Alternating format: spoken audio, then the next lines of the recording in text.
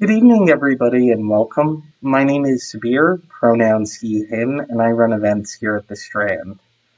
Before we launch into a discussion of Valerie June Hockett's new poetry collection, Maps for the Modern World, I'd like to share a little bit of history about the Strand. The Strand was founded in 1927 by Benjamin Bass over on 4th Avenue's Book Row. Stretching from Union Square to Astor Place, Book Row gradually dwindled from 48 bookstores until, after over 93 years, the Strand is the sole survivor, now run by third-generation owner Nancy Bass Wyden. We want to thank all of you for your support. Without our loyal community of book lovers, authors like Valerie June and Jacqueline, we wouldn't be here today, and we are so truly appreciative of it. So, tonight we are thrilled to have with us Valerie June Hockett for the launch of Maps for the Modern World. Valerie June is a singer, songwriter, and multi-instrumentalist from Tennessee. She has been hailed by the New York Times as one of America's most intriguing, fully formed new talents. She has recorded 2 critically acclaimed, best-selling solo albums and has written songs for legendary artists such as Mavis Staples and the Blind Boys of Alabama. When she's not touring, June splits her time between Tennessee and New York. Joining Valerie in conversation is Jacqueline Suskin. Jacqueline has composed over 40,000 poems with her ongoing improvisational writing project, Poem Store. She is the author of 7 books, including Help in the Dark Season and Every Day is a Poem. Her work has been featured in the New York Times, The Atlantic, and Yes Magazine. She lives in California. And so, without further ado, please join me in welcoming Valerie June and Jacqueline to the stage. Hi! Here we are. Yes. We're on stage. Wow. Virtual stage. I love it. Happy day. Look at this beauty. Thank you. I'm happy to join the club, the book writing club. Isn't it just the most wonderful thing to hold your book? Oh my gosh, I love it. Yeah, I think I slept with mine the night I received the first copy. I was like, I'm just going to put this right here by the pillow. I love that. And this is your first book, your first book child. It is. And yeah. I just feel so happy to have it out. I mean, there are little seeds of light, and I know it's my first one, and I have growth and things I want to learn and do in the literary world, but I just got to start somewhere, and I'm so excited about it. Yeah. I love knowing and just being friends for all these years and hearing you talk about your ideas and seeing them come into fruition in a tangible way. It's like, I always think of this when someone offers up a piece of work that is in tangible form, like a book or a record or something that you can just hold and say, oh, these are all of your ideas right here. And I get to feel them and kind of revisit them as much as I want. And as I was reading your book and dog-earing all my favorite poems, I was also just thinking about how different this is than music, and how, just having something that you can just flip open and touch and read and look at again and again. And you and I have talked a lot actually about being a multidisciplinary being and having all these different mediums and this vast number of expressions. And I kind of wanted to start our conversation with that, because this is a new kind of offering for you, but it's an expansion of everything you're already offering us in your artistry. So I'm really interested in that opening up of saying, yes, and I am also this for the world. I also have this for the world. So I do. I do think it's their services. They're gifts that you give and you share. And I could just do it for me. But I kind of feel like I have this purpose of sharing my work with the world. And I don't know. I just kind of feel like a bodhisattva sometimes. Like, whatever way I can be creative just let it all come out of my pores and share it. And if it helps someone or gives them a seed of light, then that's great. And if not, if it doesn't resonate with them, then that's great too, you know. Yeah. But just like living as creatively as I possibly can. One of my favorite people that I worked with was this musician named Richard Swift, and he was a painter, he was a photographer, he was a musician, he could play everything, and he had no filter to his creativity. He was just like, sure, I'll just try that, and I'll just try that. I mean, I think it does make you a little crazy, but I'm happy to go down that path. Yeah. Well, and it also allows you to have this sense of freedom with it, where, you know, whenever I teach or talk to people about, you know, making work and being free like that, you know, you don't have to finish it or make it into something. And, you know, out of thousands of ideas will actually come to fruition. But if you're open and you let it pass through, then that, you know, something will end up sticking. And I thought that so many times when I read this, where I felt like all of these poems are such beautiful reminders. They're such deep affirmations of just remembering that you have access to this vast consciousness, that you are this infinite being who can actually try pretty much anything, and just with your mind even. And I love just the power of that as this sense of, here, you can pick this book up and turn to any page and be reminded of some aspect of life that opens a door or sets you free to explore something new. And that thing can just be a part of yourself, or something you see on the street, or just some simple detail. And I just love that sense of affirmation that I find on every page. It's so beautiful. Thank you. You have something similar in your book that I really love, and it is a poem called "The Relief of Our Endless Becoming." What is it that we're here doing? Go ask the largest tree in sight. It answers, we're just meant to make and make, reaching toward the highest place. It's all a guess, this growth, this work. Someday we topple over, burn, break, unfurl, and our particles become another form. The black space between stars, flesh and limb, rope, rose, graphite, grass, or breath. There's always something new for us to be. So I look at what you just said and the way you, I just got so much from reading your book. I'd already finished mine, and I opened the mail, and this was in the mail, and I was working on the cover art for it, and I was just like, this is perfect for me. Yeah. Because I was very scared to share these ideas, because like you said, you have these ideas and they're all in a book, and the world knows now what you think. Yeah. But I feel there's a freedom when I went and read Audre Lorde's collection of all of her poems, and how, yeah, I love that. It's massively, and it's great. But at a certain point in her life, she had written a poem, and then she went back and she'd change a word years later, or change a title or something.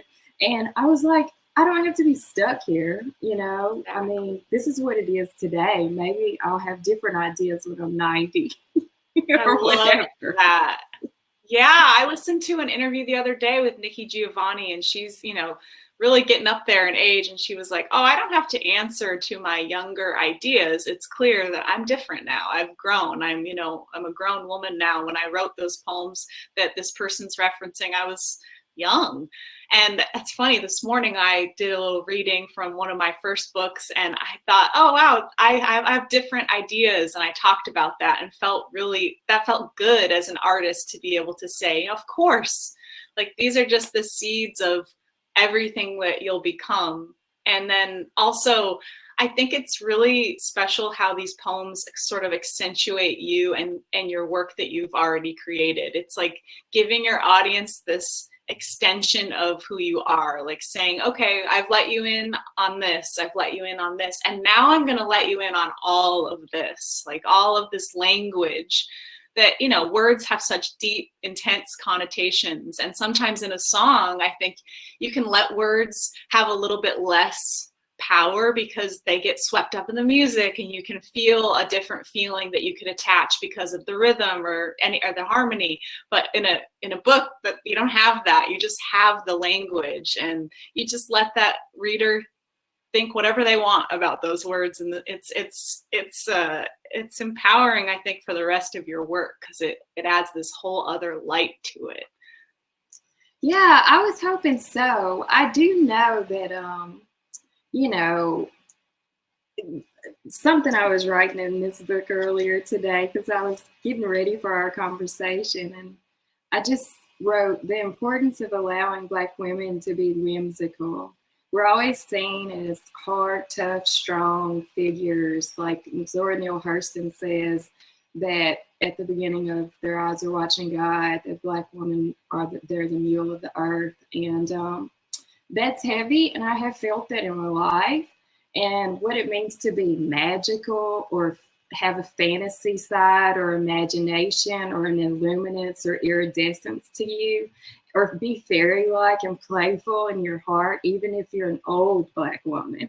I wanted to share what that language is like, you know, what it's like to be an adventurer, to be like an explorer, and not like, and just live in different dimensions in the mind, dimensions where the heaviness of earth and things that we face every day don't keep you down. They like are things you use as fuel to move forward.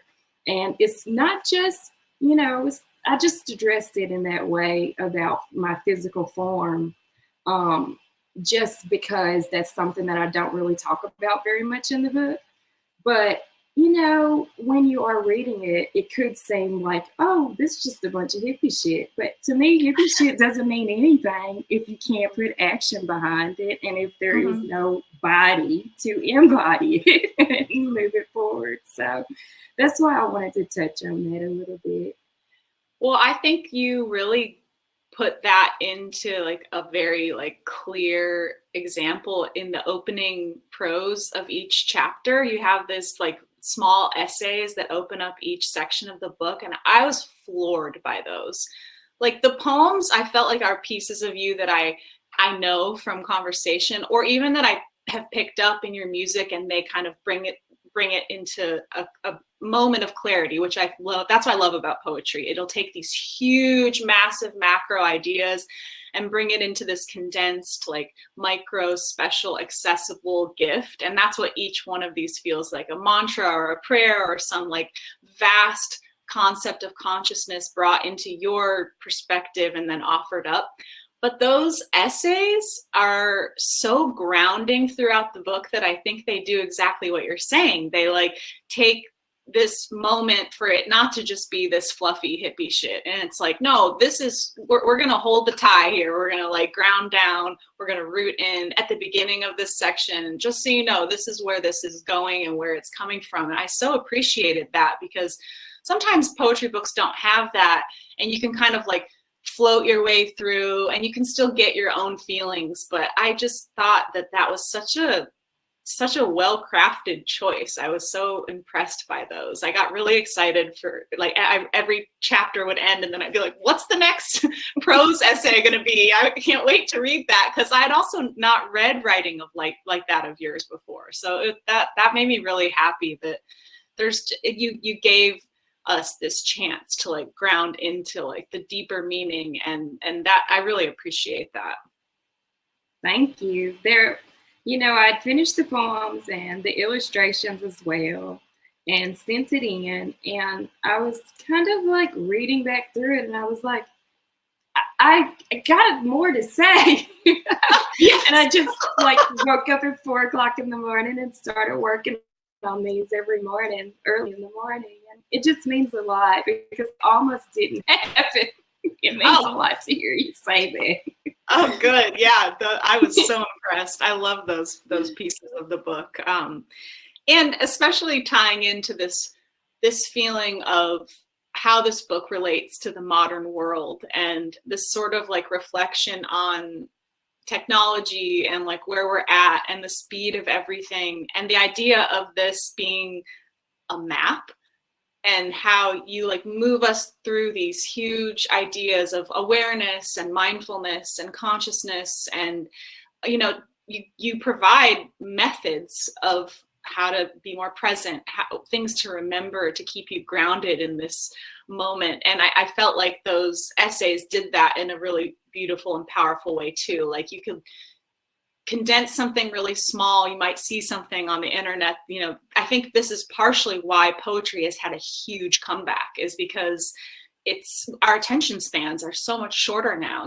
People are reading things that are so short, and poetry offers a huge punch in a tiny amount of words. And I do think that it's not that people are looking for less information. They just feel like they have less time.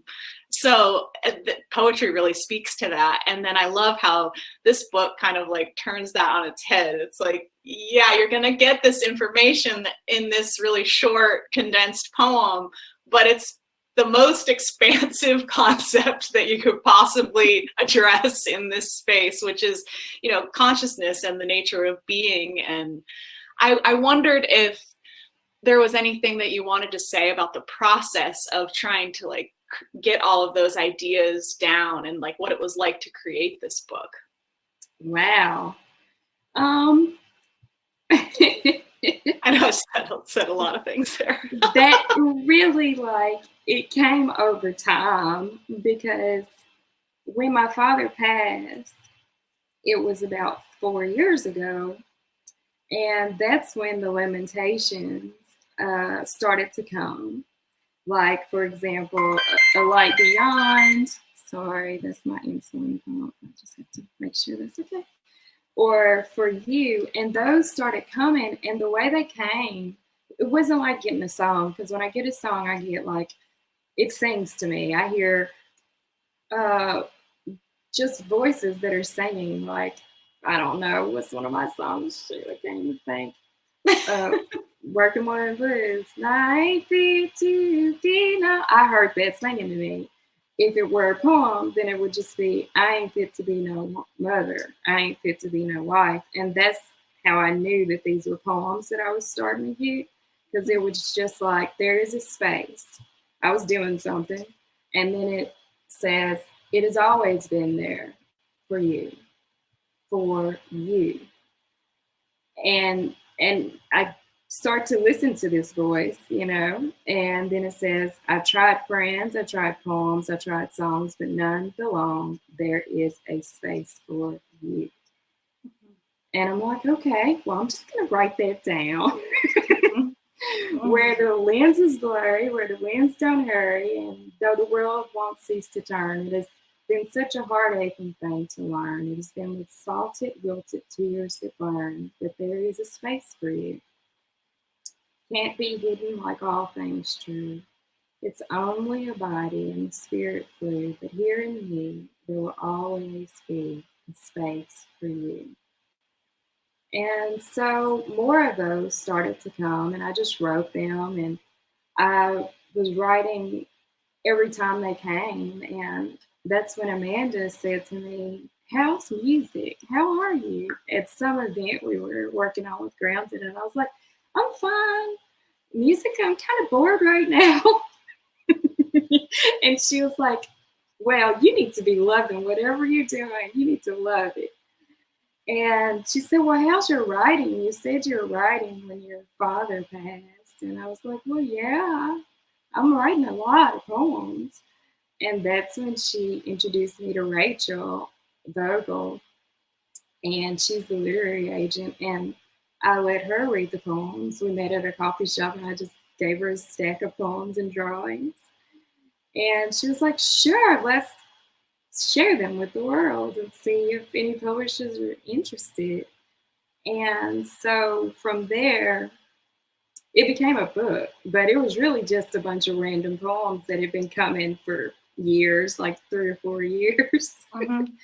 And I don't know how they really come, but these ideas of consciousness and awareness and the journey and respecting the earth. I think about this stuff all the time, like constantly. And I read as much as I can about it, from science to philosophy to musicians' lives, whatever it is. I'm interested. Religions, spirituality. So it's just stuff that's in there. Yeah, and I feel like that that natural way of just how things progress like that, and that we do, like, as artists, kind of collect, you know, our expressions over time, and then suddenly you're like, oh, I think this actually might be an album, or oh, I think this might be a book. And then I got so excited when I opened this and saw that you had illustrated it, because I thought, oh, that is perfect. That's exactly like paying homage to what we've talked about before, about just allowing ourselves to be all of the things that we are, you know, just whatever kind of artistry wants to come through, and not like limiting that. And, you know, whoever likes it and appreciates it can like it and appreciate it, and whoever doesn't. And I just thought, oh, you're really doing it. You just opened yourself to the whole expression, and even with, you know, all of your drawings and everything, like every level of it. Because I relate to that feeling of being like, yeah, I love to draw, I love to write, I love to dance, I love to sing. I love to, like, let it all come through me however it wants to. So I think what I see in this book is this really beautiful process of that. And although there are all these ideas and specific concepts of, you know, like mindfulness and awareness and relationship and, you know, how to exist in the world, one of the greatest things I felt like when I was done reading this was just like, yeah, you can just be whatever kind of artist you are, just be that. And that kind of permission, I feel like, after everything that people have just been through and this pandemic and this everything that's been going on, there is this moment where I think that kind of permission will feel so charged. And I think I just can't wait to see what inspirations come from the work that we as artists are creating right now. And they are these like service, these seeds, these little initial points of reference or affirmation to like help other people keep their journey going and keep themselves exploring and expanding. And I feel like that's such a beautiful aspect of this. It just offers so much of that. I wonder if you would like to read any of them to us. Are there any ones that you'd like to share that come to mind, or that are some of your favorites maybe? Well, I will say before I read something that after everything we have been through with the pandemic, the one thing I kept thinking I wanted to do was just ignite people's like their creativity. Well, just exactly like you're saying, and like this book walks you through your own exploration and your inner poet. No matter who you are, you can think of yourself as a poet or not, but just going through the workshops and different pieces in here and doing the practices, that getting that mind turned on, it changes the way you see the world. It changes the way you watch the news. It changes what you think is possible for the earth and for each person. I mean, are there enough resources for everyone to have clean water and food? And I mean, you start thinking just from a more creative space, and maybe we can create that kind of world. So that's kind of what I wanted to do, was plant seeds of each person's watering those creative paths. For example, get the guitar out of the closet, dust it off, learn how to play it, that kind of stuff. Yeah. I like this one. It's called The Highs and the Lows. I love my problems because they are mine, and I've got problems of the blue to black kind. Take my problems, count them one by one blessings, multiply them by 10,000 life lessons. Don't tell me your troubles, I've got enough of my own. These are the words from an old country. I lay down, eyes heavy closed. Hope I've lived my life of the highs and the lows. I like it because I most certainly do have lots of highs and lows. my personality. Me too. All right, we're back. Can you see me now? That was perfect. A good reason. I watched you kind of turn into a vapor in the technological realm. I was like, oh, this is where are you going? You're shooting off. Going into the galaxy. As we do. Yeah. I did appreciate also that poem you just read, and then there's other pieces throughout this that are so like I love this one that's like, kindness sprang off the page and slapped me in the face, and I, being me, lost my shit completely and whooped its ass up and down the street. I, being me, oops, I guess I fucked up, recognize. And I was like, oh, girl, I was like, this, in the midst of all of this, is just, I was like, yes. Because it's just like that poem you just previously read, too. It's like these pieces they're not trying to sugarcoat the reality of being human and being in a body on this planet and how hard it is. And how many times we forget the things that we know so deeply, and how we lose track of, living as a bodhisattva, or like living as the person who we want to live as. And then that's okay. And that this poem's just like, recognize, like, you just recognize it, you become aware of it, you turn yourself back to the right path, you get yourself, checked back in, and you keep going, and I felt so grateful that you were like generous enough to offer all sides of the spectrum throughout the book of, yes, I can be this like magical illuminated being, and at the same time I can totally miss the point and mess up and be like, there I am being myself, just totally messing up. Like, I just love that. Please forgive me, that type of situation. We can only hope that we're forgiven. Yeah. That's true. That is so true. Oh, but I love that. That also is like the, you can say as much wildly like esoteric, creative stuff as you want, but then you're like, and I want to keep it real. I want to make sure that I am not lost in the ether. I also recognize what it is to be a human, and it is hard. It is, most definitely. Mm-hmm. And I mean, with poems like that, and even Ode to Fucking Feeling, like, I was torn about putting them in there, but I was like, you know what? That's how it is. I'm just going to have to put that in there, because that is how it is every day. I'm like on the high point, and I'm like, oh, and then I'm like, oh, hell no. You're like, oh, me too. Oh my God. I fell off my unicycle. Yeah, yes, always.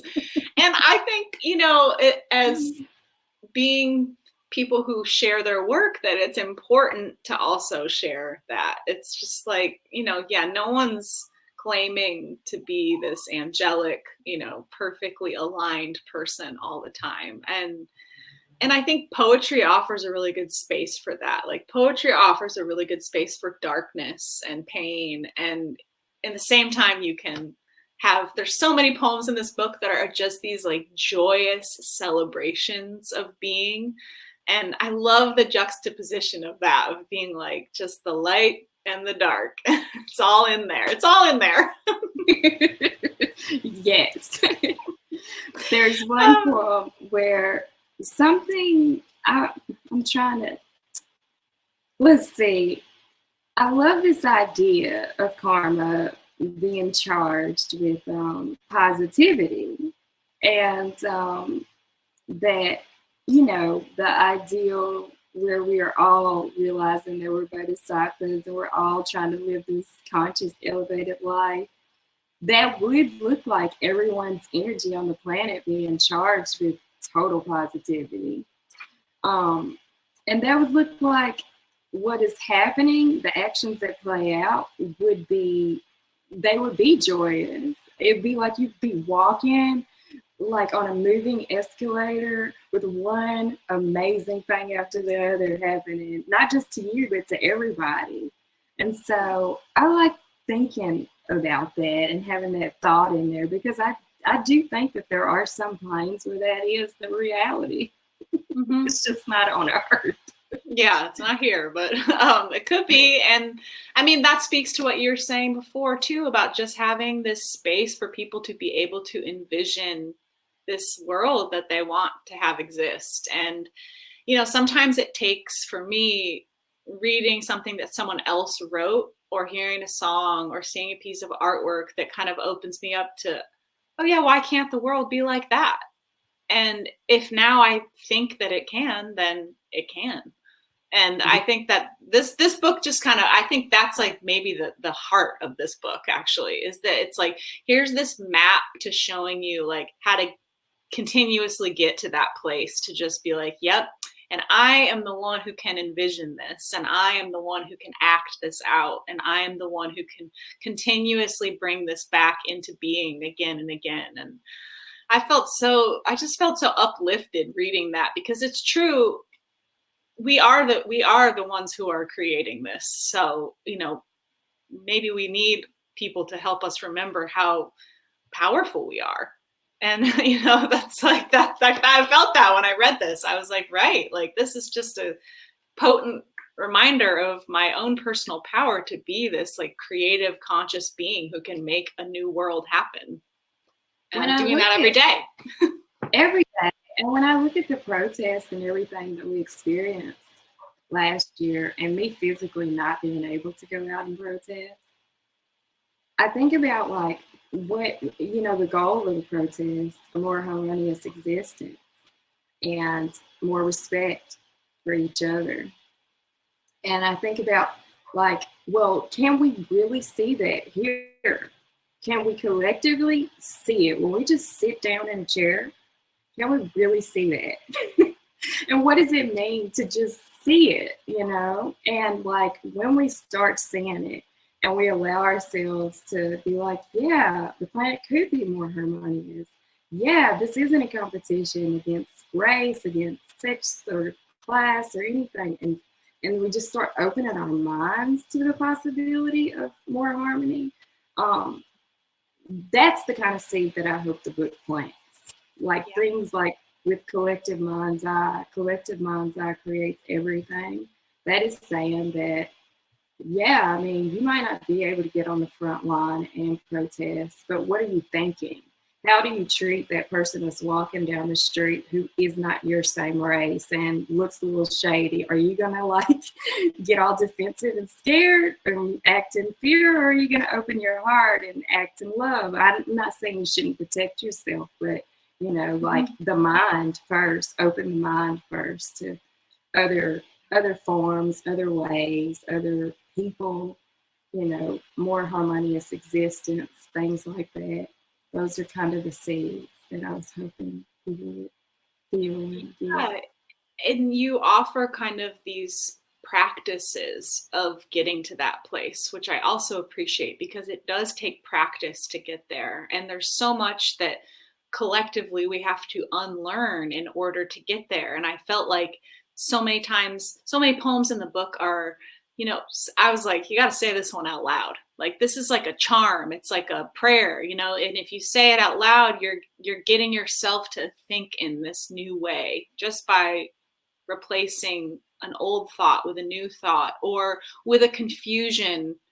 You know, there's a confusion that comes up with how to see the world in this way. And a lot of these poems are like answers to that. Well, here's a possible way to do that. Here's a possible way to open yourself to taking the time and the space to recognizing that, you know, it does take practice, and it does take, I mean, I thought a lot about practice while reading this, because to me, like mindfulness and awareness and all of these like huge ideas are just wrapped into like a very consistent practice. As you're saying, you're like, I read about this stuff every day. I think about these things constantly. And whenever I have conversations with my mom, I'm always like, I just want to remind you that it's actually hard work. Like it's constant, and it's joyous work, and it's fruitful work. A lot comes from it, but it is work. Like, it is a practice that I have to maintain in order to be mindful. And I thought, oh, this book, it's just it's a tool for that. It's like a mindfulness tool. There's so many poems in there where I thought, oh, if you just like taped this on your wall and said this out loud and like reminded yourself that this is a space you can hold, or a mental space that you can continuously revisit, then you might start doing that on your own. And I think that is exciting to me as this tool, this poetic tool. It does. It opens that door, or it has in my life, opened up. They almost seem like little mind clouds where they appear slowly and they become yours over time after you begin to open up your mind in them. And the forms take different shapes, and all of that ends up happening. I mean, I feel like there are things that come to my mind, and like, for example, the mind is an age-old instrument and she's tuning her instruments. You have to do that with your mind every day. Like, I have to do so much to not be mean or to not yell at the person I'm driving in behind, like, get out the way. Stop. Get out the way.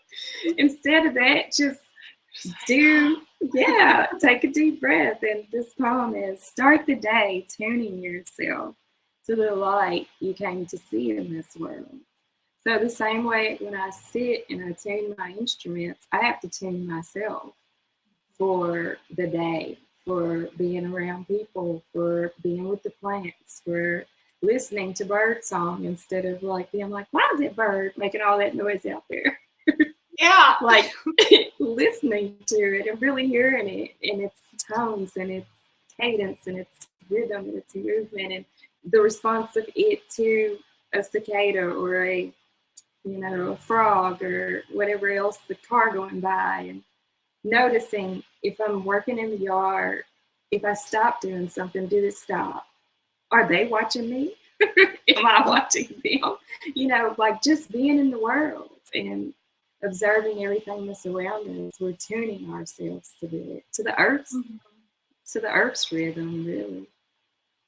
Yeah, and I have this hope that after this pause that we've had in our normal way of being, that it's been disrupted in a way that might actually be beneficial for us to slow down enough to do those things and to have had time to recognize what it is to be able to slow down and tune yourself and tune into these different details that maybe in a fast-paced world we have not looked at as a collective, for far too long. And that now I have that hope from this experience of people being forced to literally take a pause in their life.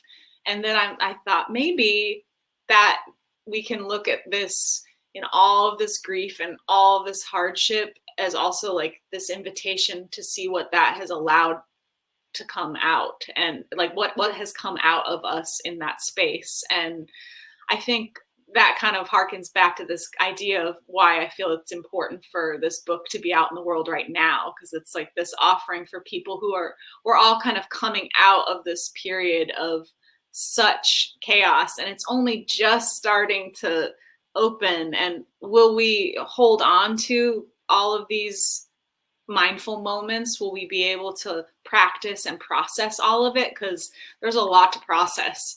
So we're going to need some tools to help us process all of it. And I think that when I read your book, that's what I felt that deeply in there. I thought, oh, that's like a thing that we will be revisiting for a long time, is this need to look back on everything that's just happened with this awareness of what is it actually given us, like what newness has come from it. Because that's, at this point, that's sort of all we can do. Now we're just like emerging from this craziness and hoping that that's my hope, is that we hold on to some newness that rises out of it. Me too. And I think about what we're like, we have a clean slate now in some ways. And I also feel like at this time, with our new administration and everything, that there's a portal open and that we can make great waves in positivity and in re-sculpting the way we relate to each other with this portal. But portals don't stay open long. So you got to get as much done in there at time to be able to live and skate off of that energy for years to come. So while it's open, every creative, every person who's got a vision or a dream or anything like Dr. King's dream or anything magical that they want to create for humanity, not just for yourself, it's like time to do it while the portal's open, because it'll go slowly, but that light from it will still be resonating for a long time, a long time. So we got to get busy. Yeah, we gotta get busy. Well, you're busy. This is busy. This is like, you're out there. You put it out there. All right. Well, before we start taking people's questions, do you want to read one or two more for us? It's just so nice to hear you read your words. Okay. Let's see.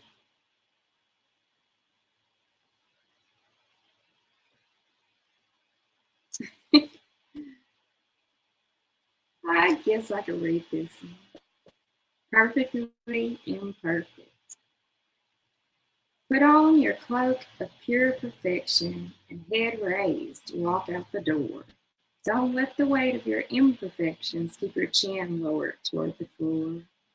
It's in the push, the strive, the shovel drive, the twist, toss, pull, the turn, that you'll begin to slowly rise like smoke as a wild flame burns.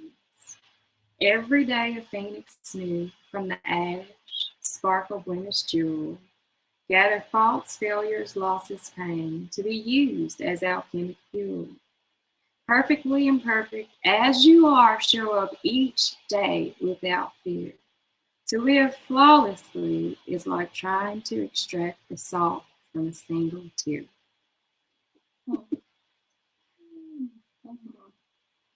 Let's see.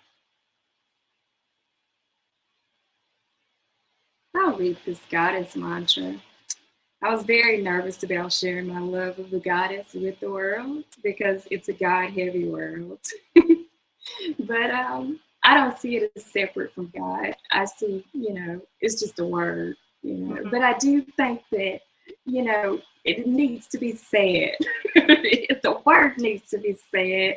I agree. I call these little ladies in here like, this would be a little sun goddess. She's painting the sunset, and then there's the goddess who's planting flowers, and the blues goddess. I call them fairies and goddesses. This is like a crown that they wear. This is a goddess mantra, and you can repeat this one. I repeat this one to myself while I'm doing stuff. Thank you, goddess, for this life. Thank you, goddess, for this time. Root to leaf and leaf to vine, circle, cycle, dot to line. All things shimmer, all things glow. Small is large to those who know. Them that know can never tell. Each must walk towards the well. Though we journey side by side, them that know might even guide. But for you can't make a move, only guide you, yours to choose. And they'll never share your face, only guide you to the place. And they'll never wear your shoe, each footprint's different, so each path lays new. Thank you, goddess, for this life. Thank you, goddess, for this time. Root to leaf and leaf to vine, circle, cycle, dot to line. Oh, love it. Love that. And you have a audiobook, right? You recorded these? Did you? Yeah, what a gift that is. I saw that in the back of the book. I was like, oh yes, because it's important. Poetry is an oral tradition, so I think people will really get so much out of hearing you read your words out loud, especially the way you pause and like the emphasis. It's just, that's how you know what someone means really sometimes. So, ooh, that's exciting. Okay. Let's see. There are questions here. I will read them and then you can answer them as you wish. This question is, what is something you've learned about yourself while writing maps for the modern world? And would you consider writing another book? Wow. I think I'll answer the second question first. I would consider writing another book, and I think it would be more with alongside the essays than poems. So this book has given me the courage to do that. The part that I was unsure about is the part that maybe I should have been sure about. Sometimes it works like that. I think that kind of answers both. It answers that I learned what I should have done and what I will do in the future. Yeah, I can't wait for that. Take your time. All right, this next question is, do you have any nuggets of wisdom for people who might want to begin writing poetry and how to do so? My favorite nugget of wisdom is to give this book by Jacqueline. Every day is a poem. And the reason why is because there are so many different works that you can do on your own as you're going through and you're reading it that will keep your mind open and keep you interested in writing your own poetry. So I want to encourage everyone to grab a copy of this and to do the word writing practices. And also, whenever you do grab it, you'll be treated with some of her poems that are all throughout the book. So not only will you be writing your own poems, and you can even write in there. So not only will you be writing your own poems, but you'll be reading hers too. Thank you. Okay, next question is, how do you measure success when it comes to your music and your writing? Oh, success. Well, I think what it is like the fact that I can be a creative, that I wake up in the morning and from the time I start the day to the time I end the day, I can draw, I can paint, I can play guitar, I can write poems, that I have that freedom and that time now, that equals success to me. Because I remember the flip side. I'm in my 30s now. When I was in my 20s and my earlier life, I worked 7 days a week. I worked I started at 6 and I would end at about 7 to 8 or sometimes later if I tacked on some gigs. And that was every day. And I had kept a little journal and I'd write how much I need to save in order to buy myself time so I could take a year off to focus on my craft. And I put a little bit aside and a little bit aside and a little bit aside and a little bit aside. And I never reached that goal because I got sick. But in getting sick, what I realized is that I should have just quit doing all them jobs. I should have just been creative from the beginning. So now that I know that that's my purpose, is to be creative, then I feel like I'm successful. But I think it does, it costs to be able to be an artist. There's you gotta buy time almost, because every bit of our time is taken by the way society is structured right now. So to dream costs. You gotta figure out, how am I going to keep lights on and to keep this magical dream?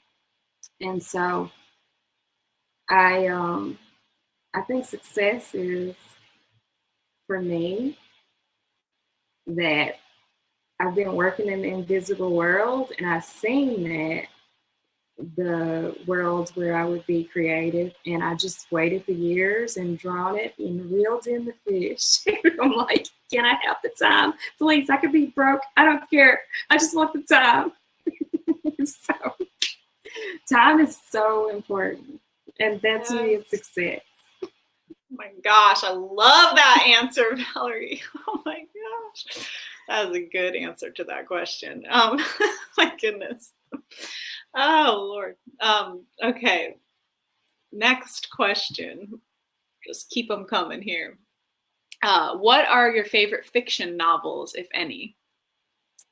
Oh, well, I love The Alchemist. It's a silly, kind of kid story, but I love it, and it's fiction, and I think it's my favorite. Let me think, do I have another favorite?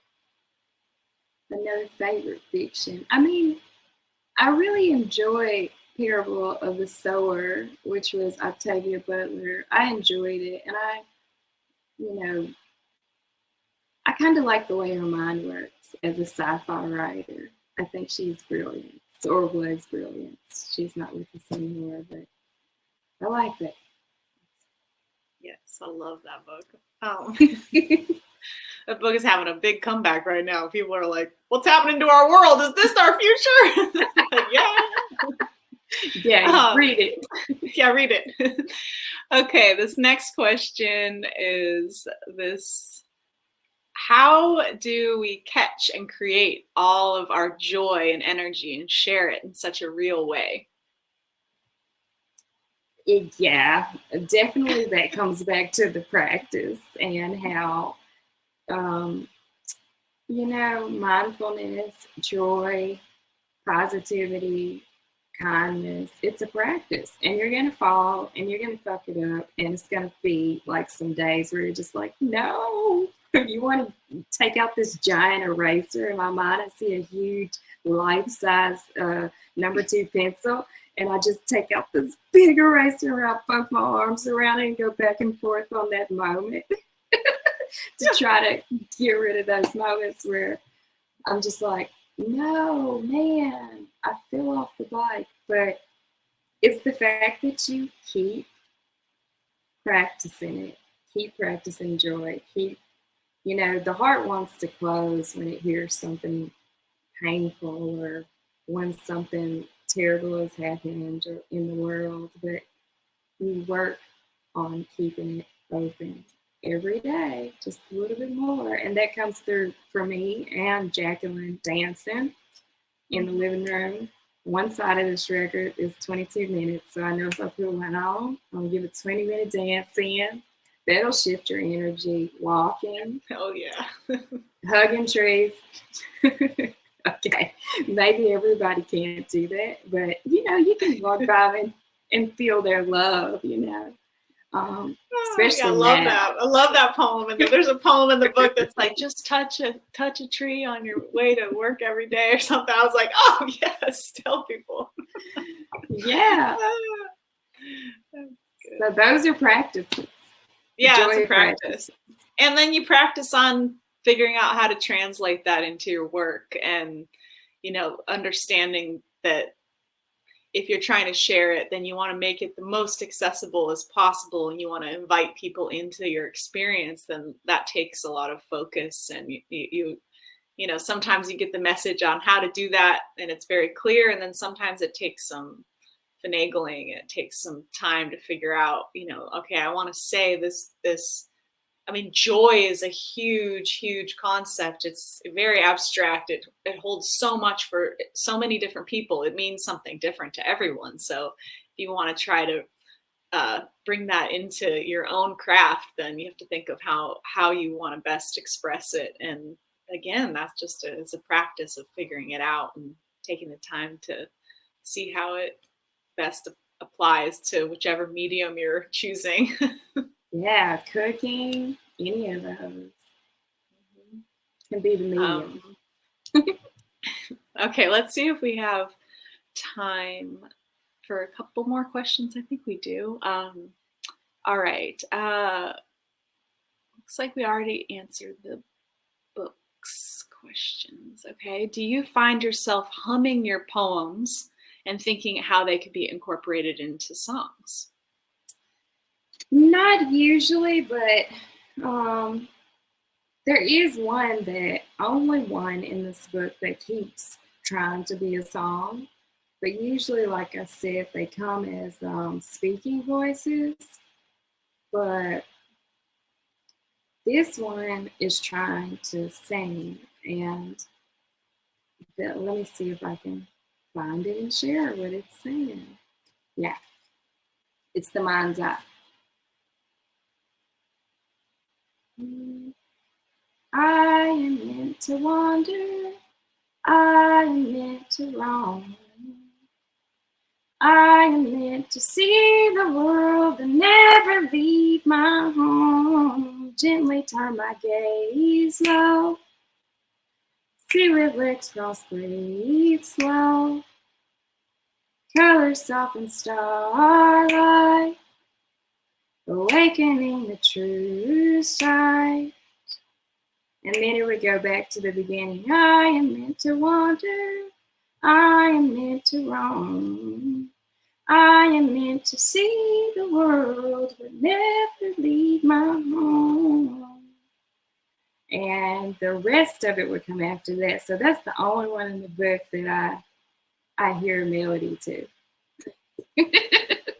Love that. I love that. People ask me a lot, like, what's the difference between a poem and a song? And I usually what I say is, well, a song comes and there's a tune with it. And that's what happens. Yeah. And sometimes that happens. Sometimes, a poem is a song. It just depends. They're in the same family, I think. They definitely are. And looks like there's 2 more questions. One is, how have your experiences in New York influenced your Southern musical style? Well, I've been in New York for almost 10 years, but I always go back to Tennessee, so I still feel like I'm in 2 worlds. And outside of the pandemic, for the last decade, I've spent most of my life on the road. So I feel like it's influenced me in the way of seeing like cultures and languages and fashion and all of just walking out the door and seeing so much and hearing so much in the diversity. Versus when I'm in Humboldt, it's more like black and white, and it's home and it's different, and there's not so much like what's happening there and what's happening there. So I need both worlds. I need the world where I can just sit by the pond and let everything that I've just experienced from traveling and the zoom of the city and the pace of the city. My favorite story about that is I did walking meditation with Sister Peace in Mississippi at Magnolia Monastery. Magnolia, it's Thich Nhat Hanh's monastery there. And when we walked, it was very slow. And when she came to New York, we did walking meditation in Manhattan, and she was like, I feel the city pushing me. And I was like, yeah. And you know what I did when I first came up here and I was doing my walking meditation? I resisted it, but now I put my rhythm of my meditation with the cities that I travel to. I feel like the river in every city flows differently. The rhythm of every city is different. And me as an artist and a musician, I want to feel those rhythms. I don't want to resist them. So I've learned how to dance through different towns and feel where I'm at. And that probably comes across in my music, that I picked up a lot of different feelings from different places. I love that. Such good questions. Thank you, y'all, for all of that. I know. I think that's it. I think that we have gotten to the end of the questions. Yeah. Well, thank you so much, Valerie June and Jacqueline, for such a just beautiful and interesting conversation. And it was so exciting to hear you sing, Valerie June. Thank you. I don't know what it sounds like coming across here, so please excuse me. Oh, it sounds good. Sounds fantastic. To our audience, thank you for spending the evening with us. If you haven't yet purchased a copy of Maps for the Modern World, there's a handy green button at the center of your screen. And Valerie June was kind enough to sign a ton of book plates for us, so you will get a signed copy if you get it from the Strand. And then also all of Jacqueline's books are available at strandbooks.com. I did drop a link for Every Day is a Poem in the chat as well if you'd like to check that out. On that note, thank you everyone and have a great night. Thank you, Jacqueline. Thank you, Sabir. Bye, Thank you, everybody. Bye. Bye.